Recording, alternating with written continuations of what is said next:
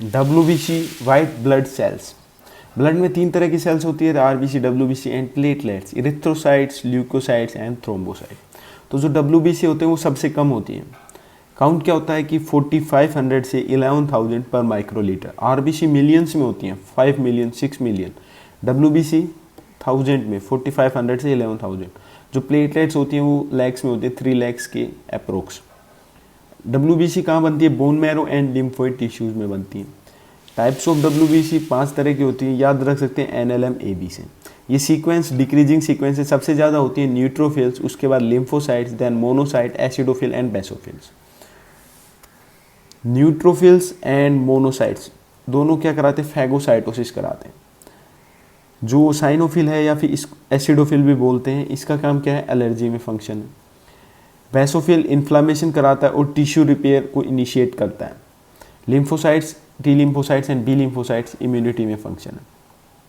तो NLM AB types of WBC में NLM AB neutrophil, lymphocytes, monocytes, acidophil and basophil 62%, 30%, monocytes 5%, acidophil, eosinophil 2%। सबसे कम होती है basophil. इनको नेगलेक्ट भी कर सकते हैं। अगर कभी चॉइस मिले WBC में सिलेक्ट करने की कि अगर किसी सैंपल में WBC कौन सी है, तो कभी भी बेसोफिल का नाम नहीं लेना, क्योंकि ये तो ना के बराबर होती है, नेग्लिजिबल। 100 में से 1% भी नहीं है, 0.4%। तो न्यूट्रोफिल के जो ये ग्रैनुलोसाइट्स होती हैं और ए ग्रैनुलोसाइट्स, ग्रैन्यूल्स होते हैं इनके साइटोप्लाज्म में, जिनके पीछे फिल आता है वो ग्रैनुलोसाइट्स हैं। न्यूट्रोफिल, साइनोफिल एंड बेसोफिल, इनके साइटोप्लाज्म में ग्रैन्यूल्स होते हैं। जो न्यूट्रोफिल है उसके अंदर एंटीबैक्टीरियल कंपाउंड होते हैं ग्रैन्यूल्स में। साइनोफिल, इस्नोफिल क्या कराता है? T लिम्फोसाइट से इंटरेक्ट करता है। बेसोफिल टिश्यू रिपेयर को इनिशिएट करता है। मोनोसाइट्स इम्यूनो रेगुलेशन में फंक्शन है और लिम्फोसाइट्स को इम्यूनिटी प्रोवाइड करते हैं, T lymphocytes and B lymphocyte.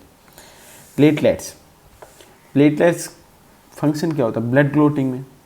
Count 3 lakh पर माइक्रोलीटर। प्लेटलेट्स को थ्रोम्बोसाइट्स भी बोलते हैं। Platelets are fragments of megakaryocytes. Genesis of WBC, WBC 2 तरीके से बनती है, एक माइलोसाइटिक लीनिएज, दूसरा लिम्फोसाइटिक लीनिएज।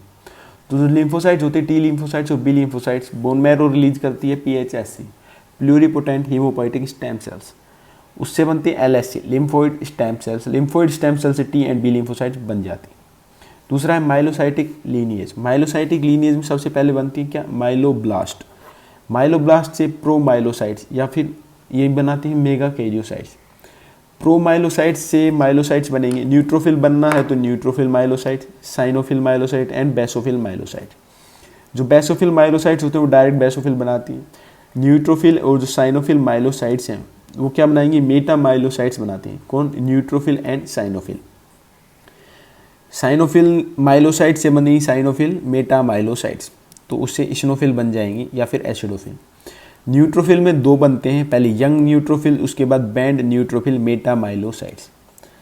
सबसे पहले माइलोब्लास्ट, माइलोब्लास्ट के बाद प्रोमाइलोसाइट्स, प्रोमाइलोसाइट्स के बाद माइलोसाइट्स, माइलोसाइट्स के बाद मेटा माइलोसाइट्स। न्यूट्रोफिल में young metamyelocytes and band metamyelocytes. Myeloblast, promyelocytes, myelocyte, metamyelocytes and इस यंग एंड बैंड इन न्यूट्रोफिल। साइनोफिल में मेटा माइलोसाइट्स बनती हैं, इस्नोफिल। बेसोफिल में डायरेक्ट कोई मेटा माइलोसाइट्स नहीं बनती, डायरेक्ट बेसोफिल। दूसरा है मोनोसाइट फॉर्मेशन, माइलोब्लास्ट से डायरेक्ट मोनोसाइट्स बनती हैं। तो ये है WBC का formation, myelocytic lineage and lymphocytic lineage.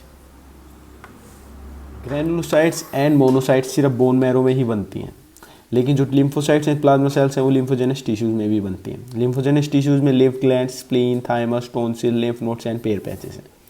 Granulocytes, monocyte सिर्फ बोन मैरो। ग्रैनुलोसाइट्स में कौन कौन होती है? फिल से, जिनके पीछे फिल है वो ग्रैनुलोसाइट्स हैं। Neutrophil, acidophil and basophil. Lymphocytes stored कहाँ पे होती है? लिम्फोइड टिश्यूज में।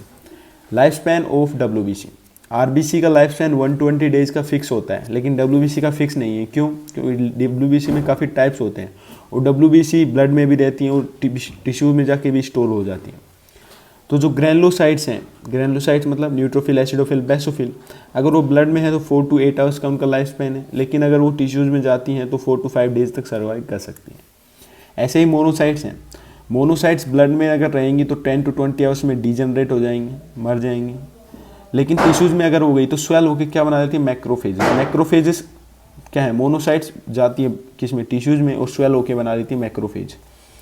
तो वो मंथ्स तक सर्वाइव कर सकती हैं। कौन? मोनोसाइट्स, अगर टिश्यूज़ में चली गई। लिम्फोसाइट्स का जो लाइफ स्पैन होता है वो वीक्स और मंथ्स का होता है। जो लिम्फोसाइट्स है वो स्टोर्ड होती है लिम्फोइड टिश्यू लिम्फ नोड्स में, वो लिम्फ में आ जाती हैं, फिर लिम्फ से सर्कुलेशन में, और वो घूमती रहती है लिम्फ सर्कुलेशन में। प्लेटलेट्स का लाइफ स्पैन 10 डेज का होता है। प्लेटलेट्स का काउंट 3 लाख है, तो 3 लाख प्लेटलेट्स को अगर 10 डेज में चेंज करना है तो 30,000 प्लेटलेट्स डेली की बनती रहती हैं। न्यूट्रोफिल एंड मैक्रोफेजेस क्या करते हैं? दोनों का काम फैगोसाइटोसिस है। कौन? Neutrophil and macrophages. मैक्रोफेजेस कौन थे? जो मोनोसाइट्स टिश्यूज़ में गए जाके स्वेल हो गई, वो मैक्रोफेजेस बन गई। तो न्यूट्रोफिल मोनोसाइट या फिर न्यूट्रोफिल मैक्रोफेजेस डिफेंस का काम करते हैं अगेंस्ट इन्फेक्शन। मोनोसाइट्स ब्लड में हैं, स्मॉल हैं, टिश्यूज़ में गई, बड़ी हो गई, क्या बना ली? Macrophages. Blood monocytes enter into tissues, swell and become macrophages. WBC enter the tissue by diapedesis. Diapedesis मतलब जैसे कि सिकुड़ के निकलते हैं, मतलब पतला होके निकलते हैं। Move through tissues space by amoeboid movement. WBC attract to inflame tissue by chemotaxis. Chemo मतलब केमिकल, टैक्सिस मतलब मूवमेंट, तो जो केमिकल्स की तरफ आकर्षित होते हैं। कौन? WBC। ये न्यूट्रोफिल एंड मैक्रोफेज। फैगोसाइटोसिस में क्या होता है? फैगोसाइटोसिस का ये सिंपलेस्ट डायग्राम, सबसे पहले होता है वासोडायलेशन। तो ब्लड में जो सेल्स हैं वो क्या होती हैं? ब्लड वेसल से चिपक जाती हैं। क्यों? क्योंकि फ्लो डिक्रीज हो गया।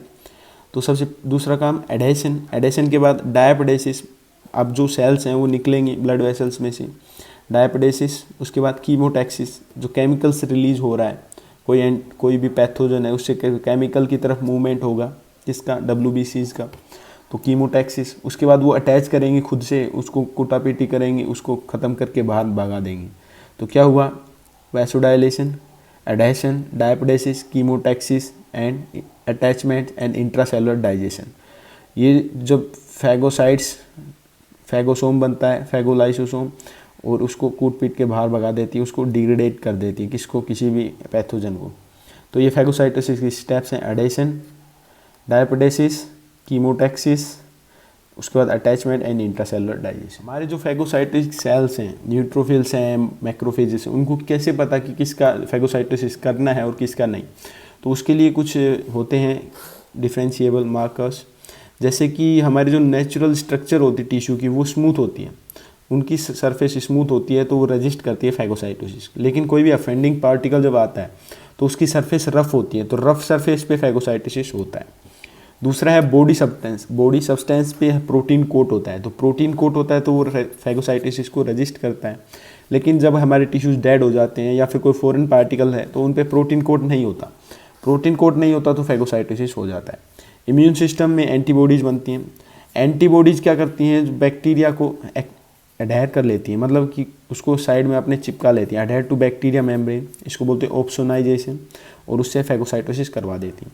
तो 3 चीज़ें हैं, रफ सरफेस है तो फैगोसाइटोसिस हो जाएगा, प्रोटीन कोट नहीं है तो फैगोसाइटोसिस हो जाएगा, और अगर एंटीबॉडी ने ऑप्सोनाइजेशन कर दिया, किसी भी बैक्टीरिया को जाके ढक लेती हैं, उसके चारों तरफ दीवार से बना लेती हैं ताकि उस पर फैगोसाइटोसिस सेल जाएँ और उसको फैगोसाइट कर दें। Phagocytosis by macrophages. Macrophages are more powerful than neutrophils. जो मैक्रोफेज है वो 100 बैक्टीरिया को किल कर सकता है, काफ़ी बड़े बड़े पार्टिकल्स को एनगल्फ कर सकता है, इवन RBC को। कौन? मैक्रोफेजेस। डाइजेस्ट करने के बाद किसी भी पार्टिकल को ये सर्वाइव कर सकते हैं मैनी मोर मंथ्स के लिए। तो मैक्रोफेजेस न्यूट्रोफिल से ज़्यादा पावरफुल हैं, 100 बैक्टीरिया को किल कर सकते हैं, लार्ज पार्टिकल को एनगल्फ कर सकते हैं, इवन RBC को डाइजेस्ट करने के बाद भी सर्वाइव कर सकते हैं मैनी मोर मंथ्स के लिए।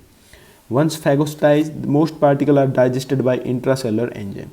Lysozymes filled with proteolytic enzyme and other cytoplasmic granules जो होते हैं वो क्या करते हैं? फैगोसाइट्स के बाद इंट्रासेलुलर एंजाइम है, लाइसोजाइम और अदर साइटोप्लाज्मिक ग्रैन्यूल्स, तो डाइजेस्ट कर देते हैं मोस्ट पार्टिकल को। फैगोसाइटिक वेसिकल बनता है, उससे डाइजेस्टिव वेसिकल बन जाता है। लाइसोसोम ऑफ मैक्रोफेजेस जो होता है वो होता है lipases. Neutrophil and macrophages can kill bacteria. Neutrophil and macrophages phagocytosis कराते, दोनों ही बैक्टीरिया को किल करते हैं, क्योंकि उनमें होते हैं बैक्टीरियोसाइडल एजेंट, ऑक्सीडाइजिंग एजेंट होते हैं बाय पेरोक्सिसोम एंड माइलोपेरोक्सीडेज, तो इनकी वजह से ही बैक्टीरिया को किल कर सकते हैं। ऑक्सीडाइजिंग एजेंट में सुपर ऑक्साइड, पर ऑक्साइड, हाइड्रोक्साइड, जो कि लीथल होते हैं मोस्ट बैक्टीरियाज के लिए। माइलोपेरोक्सीडेज H2O2 और Cl- बन के HCl बनाते हैं। HCl जो है वो बैक्टीरिया साइडल है।